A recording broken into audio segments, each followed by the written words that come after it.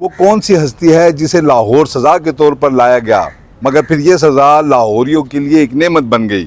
وہ ہستی کون ہے جس کی کچی قبر آج بھی تاج محل سے زیادہ خوبصورت اور پرشکوہ ہے؟ وہ کون سی ہستی ہے جس نے 50 سال تک لوگوں میں قرآن کی خوشبو بکھیری اور ان کے مرنے کے بعد ان کی قبر سے جنت کی خوشبو آتی رہی؟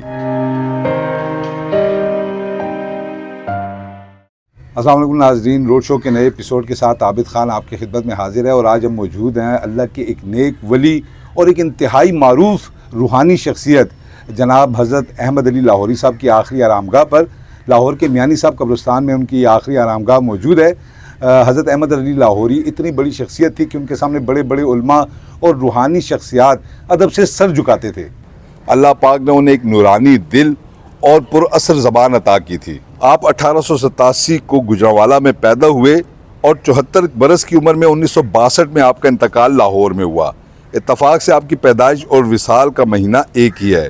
آپ نے مسلمانوں کے مختلف تحاریک میں بڑھ چڑھ کر حصہ لیا، اور یہی وجہ تھی کہ جب آپ نے ریشمی رومال تحریک میں حصہ لیا تو آپ کو پابند سلاسل کر دیا گیا۔ مختلف شہروں میں قید کرنے کے بعد بالآخر انگریز حکومت نے آپ کو لاہور میں لا کر پابند ضمانت دی، اور آپ کے لیے یہ حکم دیا گیا کہ آپ لاہور سے باہر نہیں جائیں گے۔ مگر انگریز کی یہ سزا لاہوریوں کے لیے ایک نعمت ثابت ہوئی۔ آپ نے یہاں درس و تدریس کا آغاز کیا۔ آپ کی اہلیہ بھی لاہور آپ کے پاس چلی آئی، جس کے بعد 40 سال تک آپ نے لاہور میں درس قرآن کا چراغ روشن کیے رکھا۔ کہا جاتا ہے کہ برصغیر میں قرآن کے درس کی روایت قائم کرنے میں آپ نے بنیادی کردار ادا کیا۔ آپ فجر کی نماز کے بعد درس قرآن دیتے، جس میں دور دراز سے لوگ آ کر شرکت کرتے۔ آپ نے 1940 میں درس قرآن کا آغاز کیا، جو آپ کی زندگی کے آخری دن تک جاری رہا۔ ختم نبوت کے حوالے سے بھی جناب احمد علی لاہوری صاحب نے گراں قدر خدمات انجام دی، اور آپ کی کوششوں کی بدولت قادیانیت کے فتنے کو لگام ڈالنے میں مسلمانوں کو خاصی آسانیاں ہوئیں۔ اللہ پاک نے آپ کو ایسا نورانی دل عطا کیا تھا کہ آپ کسی بھی چیز کو سونگ کر بتا دیتے کہ یہ حلال ہے یا حرام۔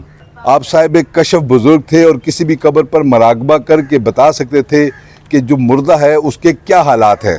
حضرت احمد علی لاہوری کو قرآن سے اتنا عشق تھا کہ اپنی زندگی کے آخری دن بھی انہوں نے درس قرآن دیا، اور اس کے بعد عشاء کی نماز میں اپنے خالق حقیقی سے جا ملے۔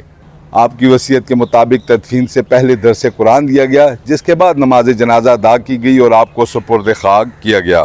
آپ کی تدفین کے بعد قبر سے جنت کی ایسی خوشبو آنے لگی جو دور دور تک پھیل گئی۔ یہ خبر سن کر لوگ آتے، یہاں آ کر قبر کی زیارت کرتے، اور تبرکاً یہاں سے مٹی ساتھ لے جاتے۔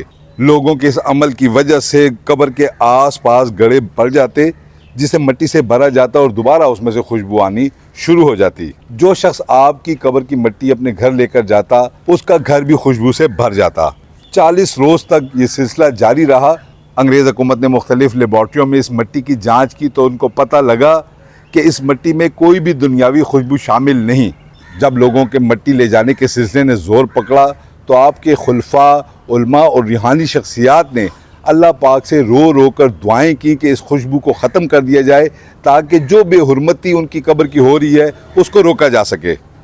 علماء کی دعاؤں کے بعد 40 روز کے بعد اس قبر سے خوشبو کا آنا بند ہو گیا۔ آج بھی لاہور کے میانی صاحب میں حضرت احمد علی لاہوری کی ایک سادہ سی قبر موجود ہے، جہاں نہ تو کوئی گنبد یا عالیشان عمارت بنائی گئی ہے، نہ کوئی مجاور ہے، اور نہ ہی کہیں کوئی چندے کے باکس رکھے گئے ہیں۔ مگر اس کے باوجود درجنوں لوگ آج بھی ان کی قبر پر روزانہ آتے ہیں، فاتحہ خوانی کرتے ہیں، اور ان کے توسل سے اپنے لیے بھی دعائیں مانگتے ہیں۔ یقیناً اللہ کا ولی ظاہری شان و شوکت کا محتاج نہیں ہوتا۔ 62 سال گزرنے کے باوجود آج بھی حضرت احمد علی لاہوری کی محبت اور احترام ہر اس شخص کے دل میں بستا ہے جو ختم نبوت سے محبت کرتا ہو۔ امید ہے ناظرین آج کا شو آپ کو پسند آیا ہوگا۔ ایک نئے شو کے ساتھ جلد آپ کی خدمت میں حاضر ہوں گے۔ اگر آپ نے ابھی تک ہمارا چینل سبسکرائب نہیں کیا تو آپ سے درخواست ہے کہ سبسکرائب کر لیں اور بیل آئیکن پریس کر دیں۔ انشاءاللہ جلد آپ سے دوبارہ ملاقات ہوگی، تب تک کے لیے اجازت دیجیے۔ اللہ حافظ۔